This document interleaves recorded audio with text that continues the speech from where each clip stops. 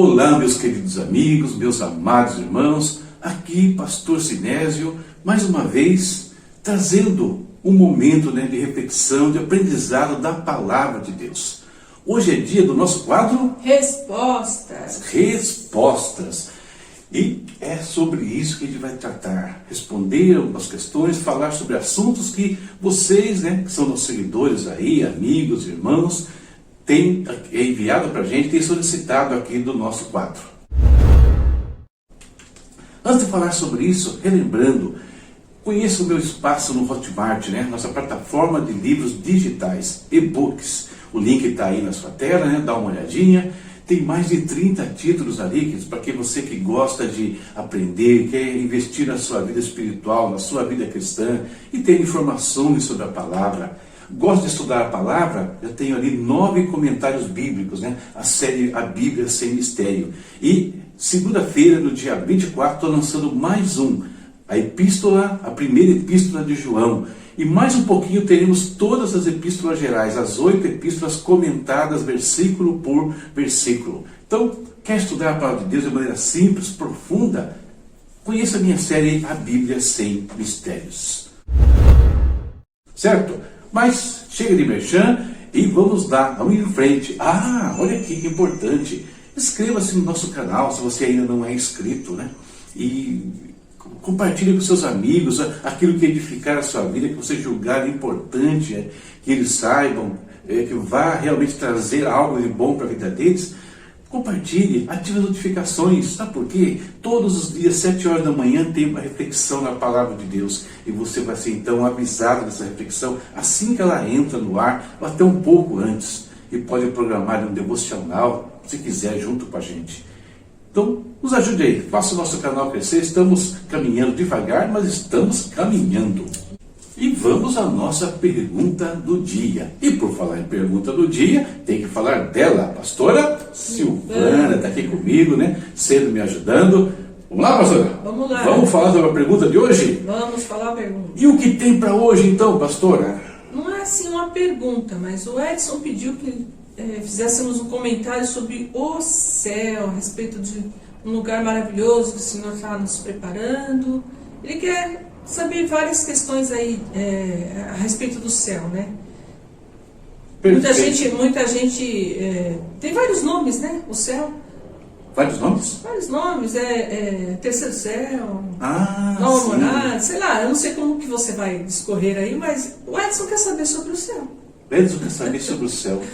Antes de falar sobre o céu, deixa eu falar um fato curioso sobre o Edson R. Santos. Bom, para quem não sabe, eu tenho o privilégio de ser irmão dele algumas vezes. Primeiro porque nós somos filhos do seu João e da dona Esther. Então somos irmãos aí de sangue, E também porque o Edson faz parte do reino de Deus, é um filho de Deus. Nós somos irmãos também pelos laços do Senhor Jesus Cristo. Mas o mais interessante dessa história, eu vou contar rapidinho o que aconteceu com o Edson. E ele vai lembrar disso ouvindo essa resposta. O Edson, sabendo que eu ia na igreja, ele também se interessou em conhecer a nossa igreja. E demorou um pouquinho para me levá-lo, até os nossos cultos, mas finalmente eu o levei. Só que o dia que eu levei o Edson para a igreja era dia de batismo. E quando chegou na igreja, a gente fazia com os visitantes, era como uma prática comum, não minha, mas de todos nós. A gente chegava com um visitante na igreja, a gente não ficava com ele. A gente assim, discretamente, jogava ele no meio do nosso povo, da nossa moçada. E a moçada era campeã, Aí recebia todo mundo de braços abertos, não tinha um que não permanecesse na igreja. Muito difícil. E eu fiz a mesma coisa com o Edson naquele dia. Só que eu fiz isso e eu desci para a parte de baixo da igreja. E o batismo já estava acontecendo. Aí de repente um outro irmão, que também eu tive o privilégio de levar a Cristo, José Carlos Pereira, se tiver ouvindo, José Carlos, olha lá, como é que você está, rapaz? O Zé Carlos desceu correndo e falou, sobe. Eu falei, por quê? O seu irmão vai se batizar. Eu falei, como assim? Eu trouxe na igreja hoje. E quando eu subi, Edson já estava descendo as escadas ali do batistério e foi batizado no primeiro dia que ele foi até a igreja. E está aí até hoje servindo ao Senhor. Inclusive Edson, agora, fazendo pergunta aqui para mim. Muito bem, Edson. Isso foi uma caminhada de quase 40 anos. Glória a Deus. Falar sobre o céu. Vamos lá. Falar sobre o céu, queridos.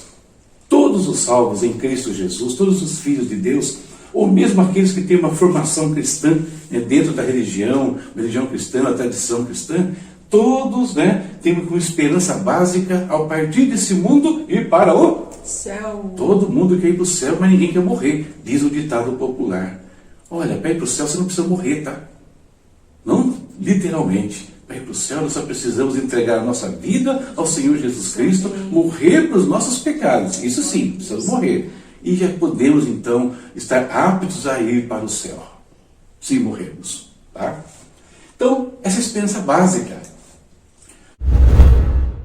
Mas como nós podemos entender o céu? Por que às vezes fica difícil entender o céu? Pelo seguinte, porque o termo é bastante genérico. O que é o céu? O céu, né? O lugar para onde a gente vai, é o lugar onde Deus está. Muito bem. As Escrituras não são ricas em detalhes sobre os céus.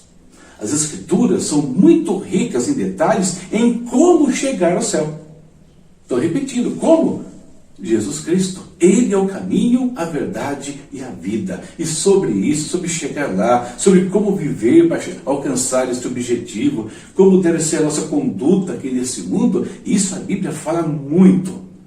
Mas não fala muito sobre o reino final. No entanto, nós temos algumas informações trazidas pelos profetas, pelos apóstolos, né? Alguns livros da Bíblia onde o Senhor fala sobre o céu, nos dá uma visão básica. Então, usando isso, vamos falar um pouquinho sobre o céu. Basicamente, nós podemos pensar no céu de duas formas. Primeiro, o lugar onde Deus habita. Tá? Então, isso é uma coisa bem clara. E segundo, como estou dizendo aqui, o lugar onde os salvos, né, os filhos de Deus, vão habitar na eternidade. Duas formas bem simples de pensar no reino celestial. Primeiro vamos falar do céu como habitação de Deus. Né? O que as Escrituras nos dizem, um pouquinho, né? Não vou pegar todas as passagens, mas umas passagens básicas que nos dão um quadro, um cenário do reino, né, celestial. A habitação de Deus, né, no caso aqui, lembrando que não é só anjos que tem lá, tá, pessoal? Deus habita com os anjos, arcanjos, né, querubins e serafins. E vou citar aqui pelo menos 4 visões que falam um pouquinho sobre essa questão. A visão de Micaías. Micaías, um profeta lá do Antigo Testamento, né? Não é um dos profetas que escreveu livros, tem um pequeno trecho sobre ele, mas nessa pequena fala do Micaías, ele diz como é o reino celestial, o lugar onde Deus habita. Vamos ler. Micaías prosseguiu: ouça a palavra do Senhor. Viu o Senhor assentado em seu trono, com todo o exército dos céus ao seu redor, à sua direita e à sua esquerda. 1 Reis 22, 19. Então esse profeta aqui, na fala dele, nós identificamos, né, que lá nesse lugar onde Deus habita é um trono, né, ele viu o trono de Deus, e ele fala da milícia celestial, justamente, né, anjos, arcanjos, querubins, serafins, ao redor desse trono. É uma das primeiras falas sobre o trono de Deus. Depois nós temos a visão de Isaías, que tem um pouco mais de informação. E ela acontece quando Isaías recebe o seu chamado profético. Vamos ler uma parte do capítulo 6. No ano em que o rei Uzias morreu, eu vi o Senhor assentado num trono alto e exaltado, e a aba de sua veste enchia o templo. Acima dele estavam os serafins. Cada um deles tinha 6 asas. Com 2 cobriam o rosto, com 2 cobriam os pés e com 2 voavam. E ele continua. E proclamavam uns aos outros: Santo, Santo, Santo é o Senhor dos exércitos. A terra inteira está cheia da sua glória. Ao som das suas vozes, os batentes das portas tremeram, e o templo ficou cheio de fumaça. Isaías 6, 1 a 4. Na visão de Isaías, já percebemos um elemento a mais. Ele fala de um templo, ou seja, aquele trono de Deus que Micaías viu está dentro de um templo, e dentro desse templo então está a milícia celestial, e aqui Isaías dá enfoque apenas aos serafins. Depois nós temos a visão de Ezequiel. Olha o que Ezequiel viu. Filho do homem, erga um lamento a respeito do rei de Tiro e diga-lhe: assim diz o soberano Senhor, você era o modelo de perfeição, cheio de sabedoria e de perfeita beleza. Você estava no Éden, no jardim de Deus. Todas as pedras preciosas o enfeitavam: sárdio, topázio e diamante, berilo, ônix e jaspe, safira, carbúnculo e esmeralda.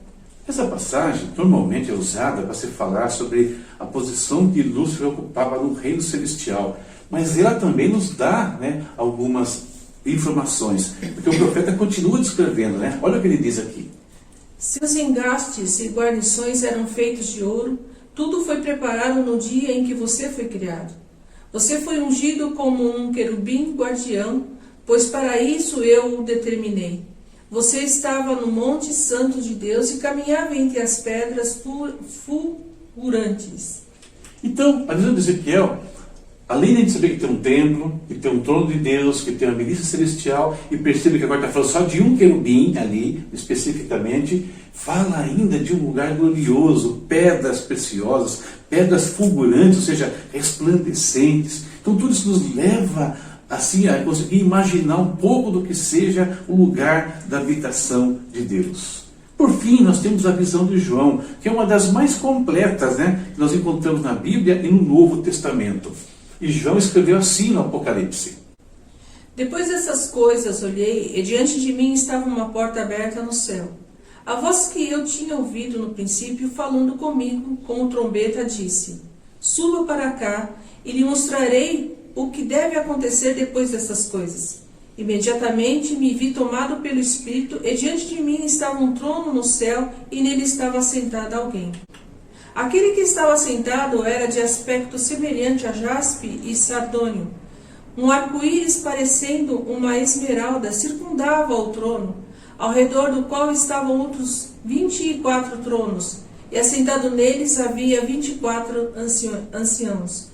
Eles estavam vestidos de branco e tinham à cabeça coroas de ouro. Do trono saíram relâmpagos, vozes e trovões. Diante dele estavam acesas 7 lâmpadas de fogo, que são os 7 Espíritos de Deus. Também diante do trono havia algo parecido com um mar de vidro, claro como cristal. No centro, ao redor do trono, havia 4 seres viventes cobertos de olhos, tanto na frente como atrás. Então a visão de João reforça aquilo que nós vimos de Ezequiel, mas perceba que ali, a milícia celestial, ela é complementada, ela é descrita ainda com mais detalhes. Nós vemos ali que havia outros tronos ao redor do trono de Deus, nós vemos ali a presença do Espírito Santo, enfim. Então João ele dá mais detalhes para a gente sobre como é esse lugar da habitação de Deus. Então, queridos, perceba que quando fala sobre a habitação de Deus, não tem muita dificuldade. A gente vai juntando assim, as peças, as falas dos profetas, e a gente consegue imaginar todo aquele ambiente, como a dinâmica do que acontecia naquele lugar, inclusive a adoração a Deus e coisas dessa natureza. Então, esse é o primeiro aspecto da nossa análise sobre o céu, falar um pouquinho sobre o céu. Agora vamos falar do céu enquanto futura habitação dos salvos. Quando o assunto é o nosso lar celestial, então nós podemos e devemos, precisamos até explorar um pouco mais. Por quê? Porque tem mais informações, tem algumas informações que as Escrituras não falam sobre esse lugar. Lá no começo, até a pastora citou, tem questão de nomes, por exemplo. Só que, antes de falar sobre tudo isso, nós precisamos fazer algumas considerações importantes. 2, na realidade. A primeira consideração a ser feita é a vereda do justo. O que eu quero dizer com a vereda do justo, queridos? Compreender quais são as etapas que o salvo percorre, desde a sua conversão, até a entrada da eternidade. Eu preciso saber o que acontece com a gente, dessa linha toda, para ele poder compreender o céu. Tá? Mas por quê? Você vai pegar já. Aguenta aí. Salomão escreveu o seguinte sobre a vereda do justo. Olha o que ele disse. A vereda do justo é como a luz da alvorada, que brilha cada vez mais até a plena claridade do dia. O que Salomão está falando aqui é que a nossa vida ela começa em trevas, como a luz da alvorada. De manhãzinha as trevas, E aí o sol começa a despontar, vai brilhando mais e mais até ser dia perfeito. E qual é o momento principal do dia quando o sol brilha na sua maior força? Meio-dia, quando o sol está a pino, né, sobre o mundo aqui. Então a vida do justo, ela vai percorrer até estar na perfeita luz, na perfeita presença de Deus, quando entrar no reino celestial. Então vamos falar um pouquinho como é essa vereda, quais são as etapas que acontecem. A maioria de nós, né, principalmente no início da conversão, pensamos essa vereda do justo, essas etapas, de maneira bem simples. Dessa forma aqui, ó. Nascimento, vai se converter um dia, ou seja, vai colocar suas vidas nas mãos do Senhor, ele vai conhecer a Jesus Cristo, conhecer a Deus, vai ter a sua vida, morre e vai para o céu. Não é assim que todo mundo pensa? A maioria pensa assim. É simples assim a nossa jornada com Deus, né? Nascer, se converter, morrer e ir para o céu. Tudo simples. Na realidade, queridos, para a maioria de nós, o importante é saber exatamente isso e principalmente, antes da nossa morte, saber que nós temos que morrer na presença de Deus, morrer crendo em Jesus Cristo, nós queremos chegar ao céu. Isso é suficiente para ele cumprir essa etapa simples que está aqui. Porém, né, quando nós vamos analisar mais profundamente essa questão das Escrituras, nós podemos aprender um pouco mais, né, e ver que essa jornada ela não é tão simples, porque vai aparecer aqueles nomes que a pastora Silvana mencionou lá no começo. Você vai ver que ora o salvo é dito ou visto no paraíso. Lembra do exemplo, né, onde alguém foi para o paraíso, pastor? O ladrão da cruz. O ladrão lá da cruz, né? Senhor, lembra de mim quando entrares no teu reino. Em verdade, eu te digo, que hoje estarás comigo no paraíso. Só que tem hora que nós vemos os salvos no seio de Abraão. O caso da parábola lá de Lucas 16, né? O rico e o mendigo Lázaro. Ele morre e para onde o mendigo vai? Para o seio de Abraão. Não fala que ele foi para o paraíso. Ué, tem salas diferentes? Ora, nós sabemos, né, que nós vamos entrar na nova cidade. Todo mundo fala da cidade, das ruas de ouro, não fala? Né? Porque lá das portas de cristal, a Nova Jerusalém. Cantamos isso, né? Para a Nova Jerusalém eu caminhando vou. E sem falar ainda no terceiro céu, que também aparece nas Escrituras. Então percebe, nós temos aqui 4 lugares, 4 designações diferentes. E a pergunta que surge de imediato é: são nomes diferentes falando de um mesmo lugar? Será que seria essa situação? Ou não? Ou seria, no caso, né, nomes que fazem alusão a lugares diferentes? Perceberam a diferença? O nome é diferente, é uma coisa só? Ou os nomes falam de lugares diferentes? Então essa é a questão que a gente precisa entender quando se fala sobre o céu, uma futura habitação dos céus, né? Essa é a primeira consideração a ser feita. Então, nós vamos voltar à vereda do justo e entender que ela não é tão simples quando nós pensamos ali. Ela é básica, eu diria que importa para a maioria aquilo ali. Mas quem quer aprender um pouco mais vai entender que realmente há um nascimento, há uma conversão, vai ocorrer a morte em muitos casos, né? A não ser que, né, Jesus volte antes. Depois da morte, onde o homem vai? Vamos colocar aqui paraíso. Tá? Vamos pensar aqui. Ele vai ficar no lugar de descanso, no lugar glorioso após a sua morte. Depois vem o arrebatamento. Todos os salvos que estão nos paraísos, os que estão vivos, serão transformados, né? E vão participar das bodas do Cordeiro. Quando terminar as bodas do Cordeiro, tem a segunda vida de Cristo, e os salvos vêm com Cristo para esse mundo, e aqui é estabelecido o reino milenar. E só no final do reino milenar, todos os redimidos entram na nova Jerusalém. Perceberam como a vereda do justo ela não é tão simples como nós vimos lá atrás? Ela é básica e vai satisfazer a maioria das pessoas. Mas quem quer aprender um pouco mais, precisa entender esse processo aqui todinho. E aqui você pode perceber que tem um lugar aqui, nós estamos chamando ele por enquanto de paraíso, simplesmente, mas que tem depois a nova Jerusalém. Então aqui já sabemos que esse lugar onde os salvos permanecem antes do arrebatamento, ele é diferente da nova Jerusalém. Aqui é temporário, lá é definitivo. Então vamos falar um pouquinho sobre essa questão toda aqui. A segunda consideração que precisa ser feita, fora essa vereda do justo que acabamos de ver, é falar sobre o cumprimento das promessas de Deus. O que eu quero dizer com isso? E aqui temos alguns textos para a gente ler. Os heróis da fé, Hebreus capítulo 11. Vamos ler alguns versículos, que são 6 versículos aqui, que vai falar sobre esses homens, essas mulheres, que são chamados por nós aqui de heróis da fé, no que se refere às promessas de Deus. Vamos lá? Começando a nossa leitura por Hebreus 11, do 8 ao 10.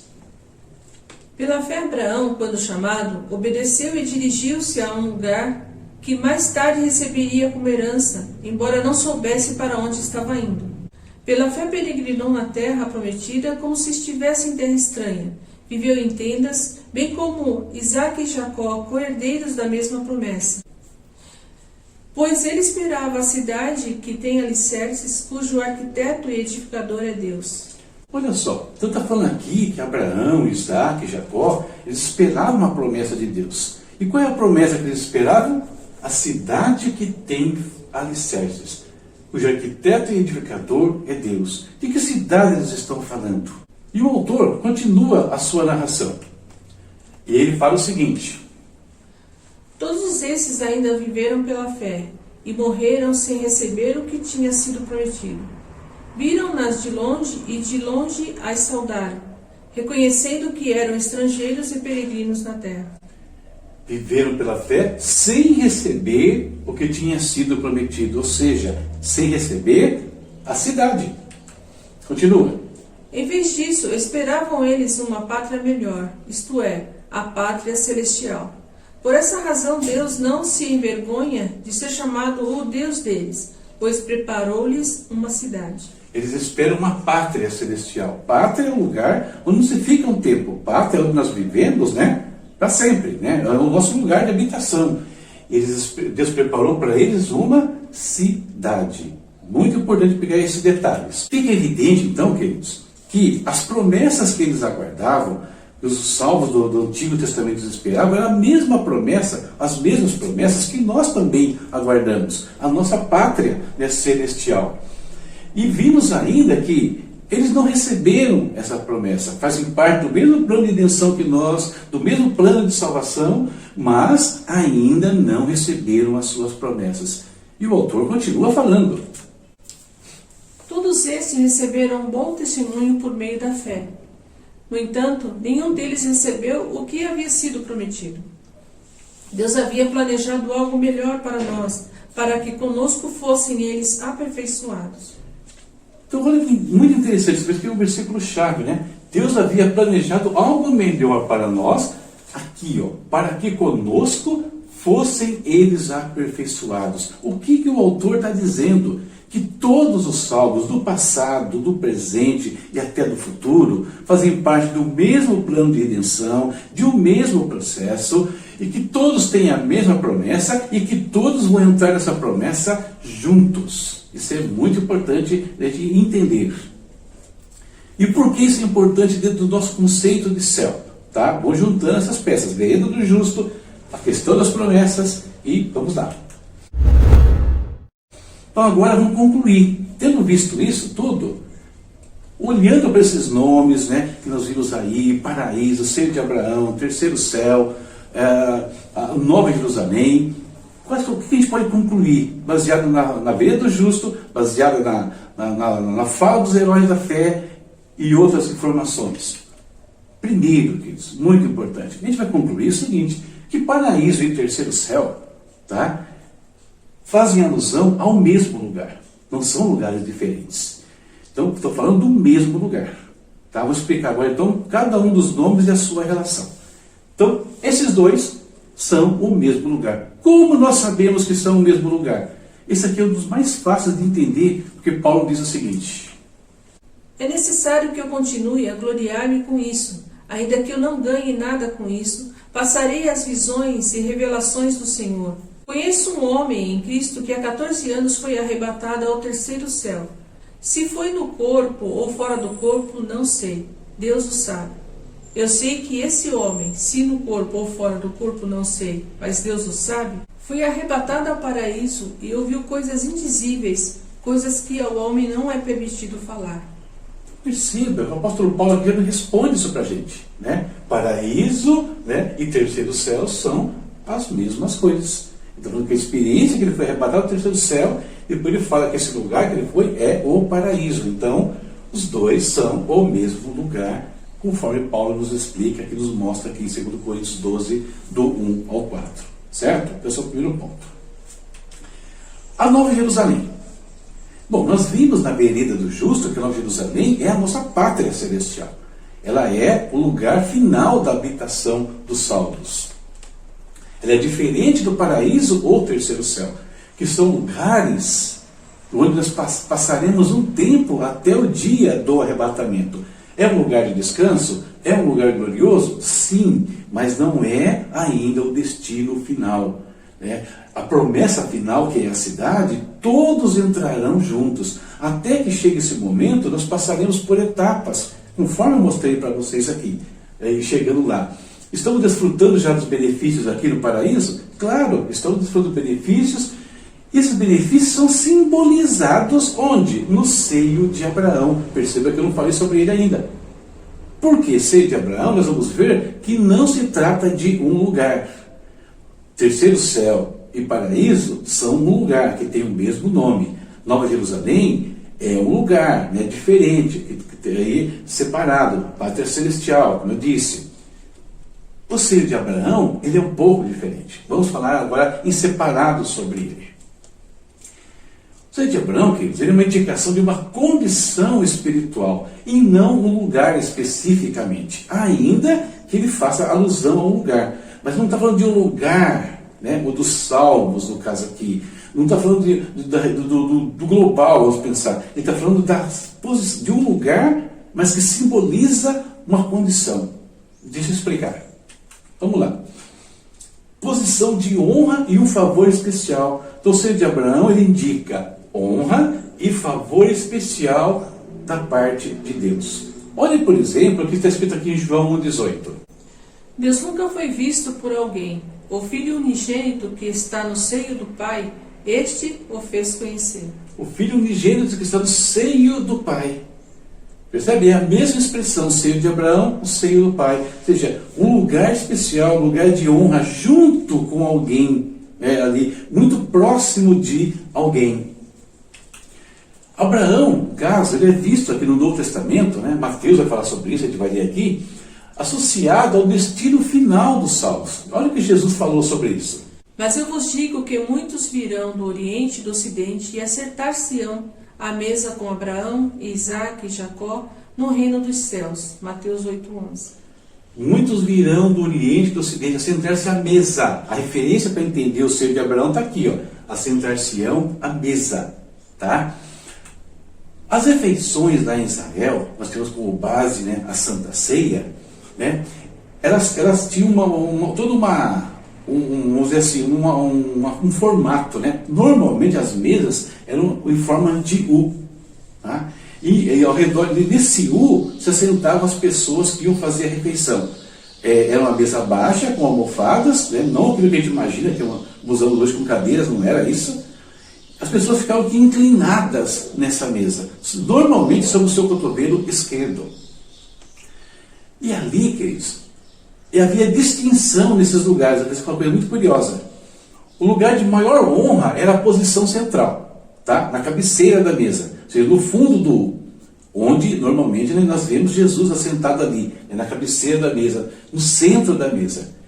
O segundo lugar mais importante era o esquerdo.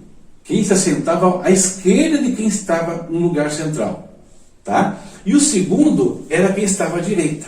Então, lugares especiais ali que as pessoas se assentavam. Vamos lembrar do pedido da mãe dos filhos de Zebedeu? Que ela pediu para os seus filhos: Senhor, concede que o meu filho se assente à sua direita e outro à sua esquerda. O que ela estava pedindo? Estava pedindo para os filhos um lugar especial na presença de Cristo. Percebe? Ela queria um lugar de honra para os filhos dela. E aí deu aquela confusãozinha que nós sabemos. Então Lázaro, quando fala que ele estava no seio de Abraão, ele estava numa posição de honra. Não está falando de um lugar global, está falando ali da situação baseada, vamos dizer, uma parábola, uma alegoria baseada numa refeição. A expressão seio de Abraão, usada por Jesus, se referia a uma cena em que o mendigo era convidado de honra num banquete ao lado de Abraão, o principal patriarca dos judeus. Vamos pensar em algumas coisas? Onde estava o mendigo antes de morrer? O que ele fazia? Lembra, pastor? Qual é a situação do mendigo antes de morrer? Doente. Doente? Mendigando.